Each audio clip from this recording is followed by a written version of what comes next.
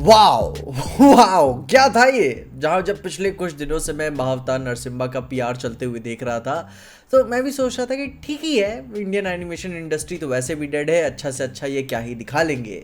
पर जब अभी मैंने महाअवतार नरसिम्हा मूवी देखी तो मेरी आंखें चौंधी आ गई हैं और मैं ऐसी और भी मूवीज देखना चाहता हूँ। एंड भाई बेशक हुम्बाले फिल्म्स अब मेरे फेवरेट स्टूडियोज में से एक बन चुका है जो बैंगर्स पे बैंगर्स डिलीवर करता है, वो भी इतनी डाइवर्सिटी के साथ।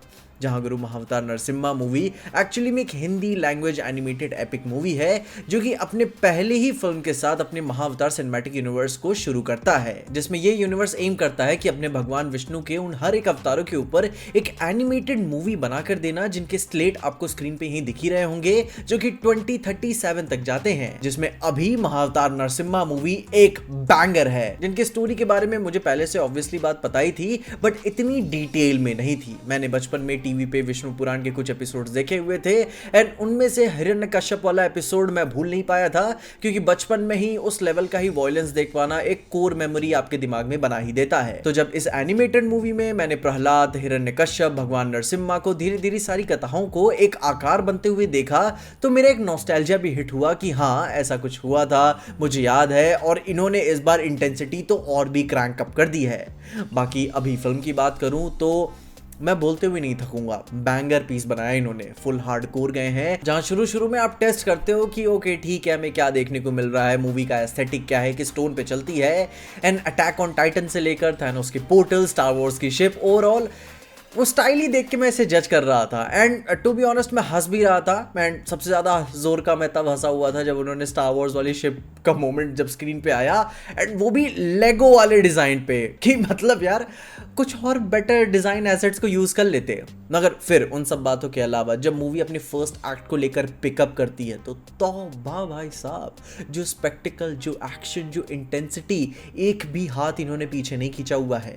और वो मोमेंट्स तो भाई एक्चुअल ब्रूटल वायलेंस से पहले के हैं। उतने में ही मूवी ने मुझे जकड़ के रख लिया हुआ था कि डैम भाई देख के मजा आ रही है, और वो भी मेन एक्चुअल वायलेंस से पहले। जो एक्शन, जो स्केल और जो विजुअलाइजेशन था, मैं बता रहा हूं ऐसा हॉलीवुड में भी मैंने आज तक नहीं देखा इस इंटेंसिटी के साथ। मैं ऐसी चीज सिर्फ वीडियो गेम्स में ही देख पाता हूं, क्योंकि कोई भी इंडस्ट्री ऐसा रिस्क नहीं लेती। एंड फिर उसी के बेसिस पे एंडिंग भी अपना एक्शन कमाल का डिलीवर करती है। कोई भी ऐसा एक्शन सीक्वेंस नहीं है मूवी में कि भाई हल्के फुल्के में उन्होंने निपटा दिया हो। हर जगह अगर बवाल हो रहा है तो जी झकझोर देने वाला है। वो भी एक्शन पूरे तीनों लोकों में जैसे मल्टीवर्स में ट्रैवल कर रहा हो। ट्रांजिशन बनाएंगे तो कोई नॉर्मल ट्रांजिशन नहीं होगा, शो ऑफ करना है, कुछ भी नॉर्मल तरीके से नहीं दिखाना है, हर चीज हाइपर स्टाइलाइज होगी। तुम्हें फील होता है कि हर एक के कैरेक्टर्स के डिजाइन, उनका वर्चस्व, एस्थेटिक्स, उनकी पर्सनैलिटी सब मैक्स आउट की जा चुकी है। मतलब कि फुल ऑन बैडैसरी झलकनी चाहिए। जिनमें से एडिशनल जो छोटी मोटी चीजें देख के मैं हैरान हुआ था, जिनमें एक का बहुत बेस्ट एग्जांपल मैं लूंगा कि जब हिरण्यकश्यप अपने फाइनल मोमेंट्स पे जब ऐसे प्रार्थना कर रहे होते हैं तो उनकी जो बॉडी को ऐसा वीक दिखाया गया है, भाई वो डिटेल्स मुझे काफ़ी पसंद आए। एंड जब फाइनल में भगवान नरसिम्हा का अवतार आता है तो वो स्पेक्टेकल स्पीचलेस हो जाता है। एंड देख के भी फील होता है कि हाँ सारी ताकत इन्होंने इस वाले मोमेंट में झोंक दी है। क्लियरली समझ में आता है कि बाकी कैरेक्टर्स के डिज़ाइन और भगवान नरसिम्हा के डिज़ाइन में कितना डिफरेंस है, उनमें ज़्यादा मेहनत की गई है, ऑब्वियस सी बात है। जहाँ अब ऐसा कुछ नहीं है कि मूवी बहुत ही बेस्ट है, कोई परफेक्ट है या फिर कोई मास्टरपीस है। जहाँ मैंने इस मूवी को जितना ज़्यादा एंजॉय किया, जितना ज़्यादा मैं इसे पसंद करता हूँ, उसी के देखते हुए कुछ चीज़ें हैं जो मुझे बग करती हैं। जहाँ पे वो सबसे पहले मैं एनिमेशन को ही लेकर बोलूँगा। एंड आई नो कि रिसोर्सेज की कमी थी, काफ़ी कम बजट में बनी है। हमारी एनिमेशन इंडस्ट्री में कोई हमें एनिमेशन मिल ही जाए वही बड़ी एक बात हो जाती है। एंड फिल्म का अपना एक एस्थेटिक भी है जिसकी रिस्पेक्ट करनी चाहिए, जो कि मैं चाहूँगा कि मेकर्स नेक्स्ट पार्ट में इन चीज़ों को सुनकर और बेटर दिखाएं, क्योंकि इवेंचुअली हम सब चाहते हैं ना कि हमें एक और अच्छी चीज़ देखने को मिले। जहाँ सबसे पहले जो चीज़ मुझे बग करती है वो है बालों के मोमेंट्स।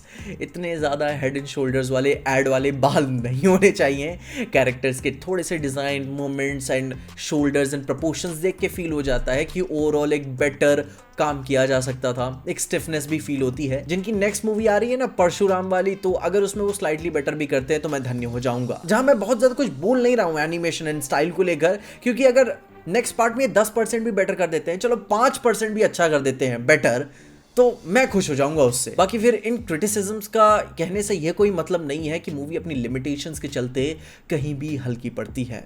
मैं तो हाथ जोड़कर उन सब का थैंक यू कहना चाहूँगा जिन एनिमेटर्स वीएफएक्स आर्टिस्ट ने इस फिल्म में काम किया है कि इतने कम में आपने इतना कमाल का काम डिलीवर किया है, एंड प्लीज़ ऐसे ही और काम करते रहिएगा।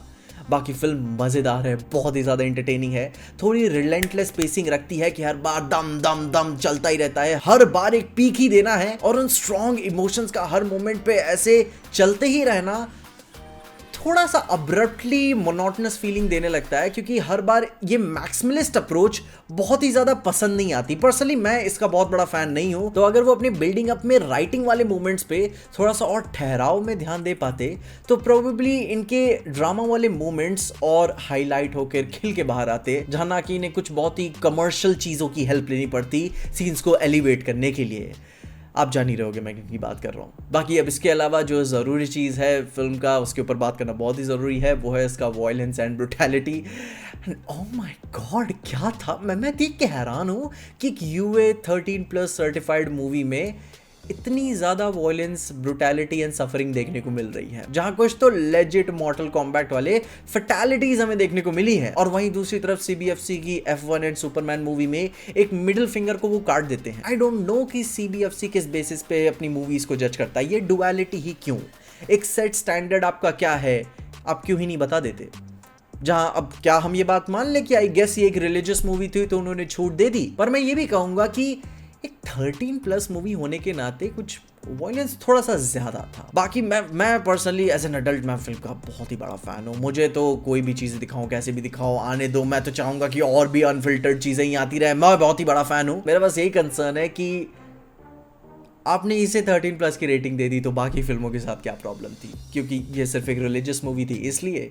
एंड अगर ये है बात तो, और अगर ये एक लूप होल है कि एक रिलीजियस मूवी में आप चाहे कितना भी प्रोवोकेटिवनेस या फिर ब्रूटल जाने की कोशिश करो तो आपको रेटिंग मिल जाएगी, तो मैं ये कहूँगा कि स्टूडियोज बस even stop there.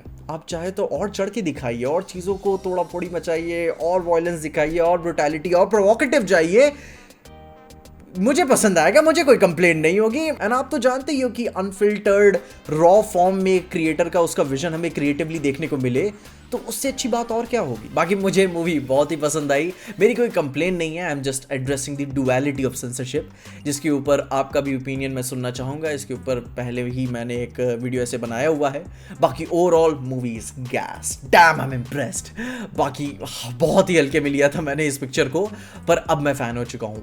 Absolute स्पेक्टैक्युलर experience था, जहाँ कोई मास्टरपीस उस जैसी चीज़ नहीं है। उतने हैवी वर्ड्स यूज़ नहीं करूँगा क्योंकि ऑब्वियसली मूवी में कमियाँ हैं। इन्होंने अपने कमर्शियल जाने के लिए मूवी में बहुत ही ज़्यादा क्रिएटिव लिबर्टी का यूज़ किया है, जो कि कंसर्निंग है। बाकी अगर फिर भी उन चीज़ों को थोड़ा सा साइड में कर दिया जाए तो it was a fantastic peak cinema experience. ये उन मूवीज़ में से एक है जिसे आप बड़े स्क्रीन पे देख के कहते हो कि वाओ क्या था ये, एक बार और दोबारा से चलाओ। एंड मैं सबको इस मूवी को देखने के लिए रेकमेंड करूंगा। एंड आई होप कि नेक्स्ट टाइम ये अपनी कमियों को और भी बेटर करके, क्रिटिसिज्म्स को सुन के और भी एक बैंगर हमें डिलीवर करे, इंटेंसिटी में कोई कमी ना करे।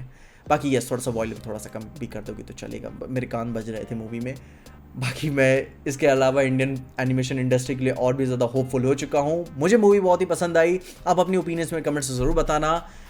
एंड यस, आपके क्या ओपिनियंस हैं बताना ज़रूर से। तब तक के लिए देखते रहना पीजे एक्सप्लेन।